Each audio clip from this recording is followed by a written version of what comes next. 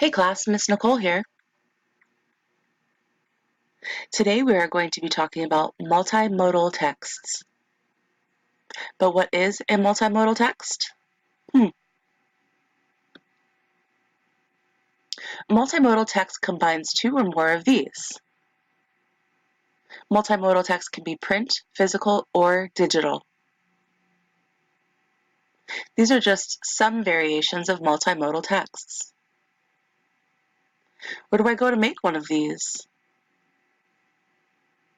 There are many tools you can use. Some ideas are in the description below. You can always use Google as a resource. Type something like, how do I make a music video? How do I make a blog? Just make sure you are going to safe websites. Those always begin with HTTP and have an S. Most tools can be found for free. You may just have to subscribe. The world is your oyster. Happy creating!